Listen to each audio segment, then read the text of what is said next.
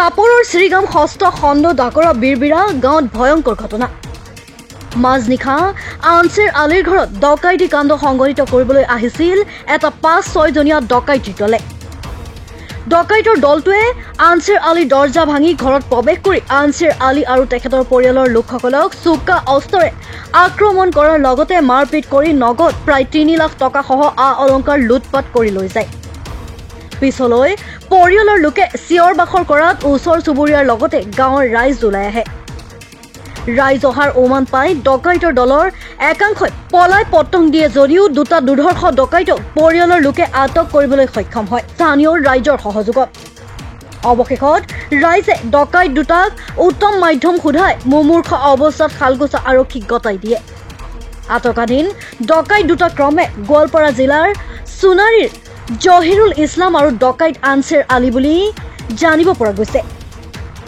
উক্ত ঘটনাত গৃহস্থ আনছেৰ আলীৰ লগতে তেখেতৰ ৪জন পুত্ৰ আৰু পত্নী কিছু পৰিমাণে আঘাতপ্ৰাপ্ত হয়। আনফালে গুৰুতৰ অৱস্থাত আঘাতপ্ৰাপ্ত ডকাইত দুটাক বঙাইগাঁও চিকিৎসালয়ত চিকিৎসাধীন অৱস্থাত আছে বুলি জানিব পৰা গৈছে। ঘটনা সংক্ৰান্তত খালকুছা আৰক্ষীয়ে তদন্ত অব্যাহত ৰাখিছে। এই ঠাইখনৰ নাম হ'ল শ্ৰীগ্ৰাম পাৰ্ট 6, গাঁৱৰ নাম বীৰবিৰা গ্ৰাম। ঘটনাটা হৈছে ৰাতি আমরা খাই পিনি হওয়ার পিছত রাতি 11টা সাড়ে 11টা মান বজাত ডাকাত 4-5 জনীয়া ডাকাতের দল এটা আহি আমার ঘৰত আক্ৰমণ কৰিছে। প্ৰথমত আক্ৰমণ কৰি লাঠি মাৰি ঘৰৰ দৰজাৰ সময়ত আমাৰ মা দেউতা যিটো ৰুমত থাকে সেই ঘৰখনত দৰজা ভিতৰত লাঠি মাৰি দৰজাটো ভাঙি পেলাইছে, খিলখন ভাঙি পেলাইছে। পেলাই তিনিজন ডকাইত ভিতৰত সোমাইছে।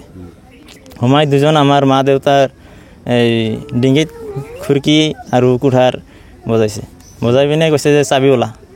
আৰু দুজন এনেকৈ চুৰি ধৰিছে আৰু সুধি আছে যে মাৰপিট কৰি আছে আৰু সুধি আছে চাবি ওলা। তাৰপিছত আৰু এজন যে আছিল সেইটো চাবি নিদিয়াৰ কাৰণত সিহঁতে তলাখন ভাঙিছে। টেবুলৰ তলাখন ভাঙি টকা পইচা অলংকাৰ যা আছিল কাগজ পাতি সকলো বস্তু লৈ গৈছে।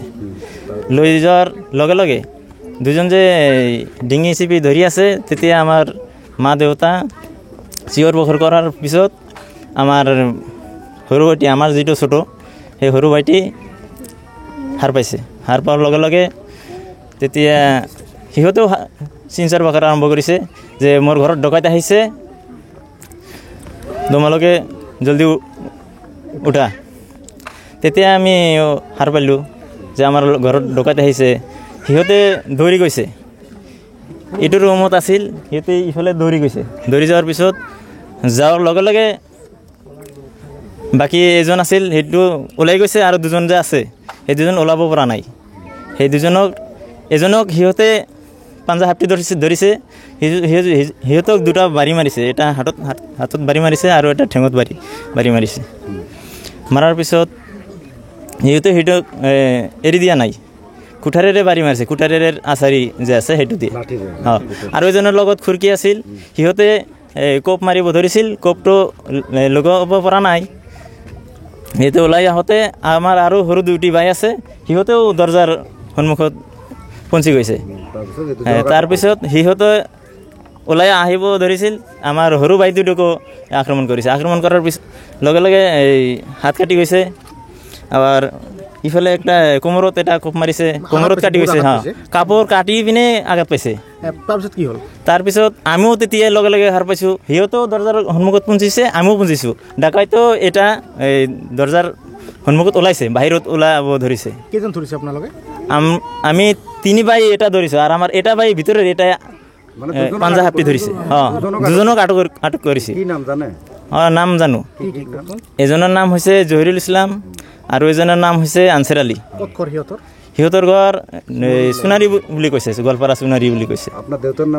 আমাৰ দেউতাৰ নামো আনছেৰ আলী। কিমান টকা লৈ গৈছে? টকা অলংকাৰ মিলি 3 লাখ মান হ'ব।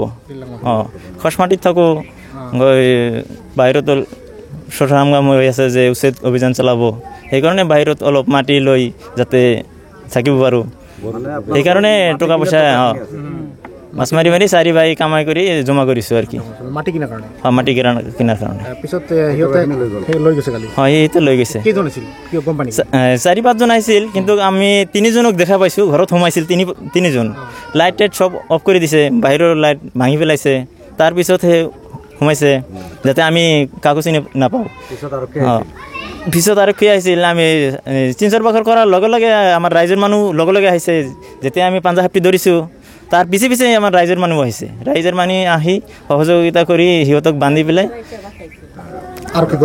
আৰক্ষী গোটাই দিয়া হয় শালকচা আৰক্ষী গোটাই দিয়া হৈছে আমার আবেদন এইটোই যে আমার এই বিচারখান সূক্ষ্ম বিচার লাগিব আর আসামিগুলো ধরিব লাগিব এইটো আমার দাবি আমার রাজ্যের থেকে আনসার আলীর ঘরত কি হৈছে ডাকাতি করেছে তাৰপিছত আজি ধৰিছে টাকা টাকা 2 জন মানুষ ধরিছে আর কি আমি আসে দেখিছো আর বাকিগুলো ধরবে পাওয়া নাই পলাইছে পালাইছে কিমান টকা লৈ গৈছে টাকা 3 লাখ 3.5 লাখের মতো লই গেছে আৰু অলংকাৰ নিছে আর অলংকারগুলো আছিল এগুলা 3টা বইয়ের অলংকার আছিল লৈ গৈছে আর কাগজপাতি যেগুলো আছিল গোটাখান লই গেছে জায়গাটার নাম কি জায়গাটার নাম চিড়িগ্রাম পাটশেক বীরবিরা গাঁও উচিত তদন্ত লাগে বাকিগুলো ধরিব লাগে বাকিগুলো ধরে আমাক পুরাপুরভাবে বিচারটা দিবা লাগে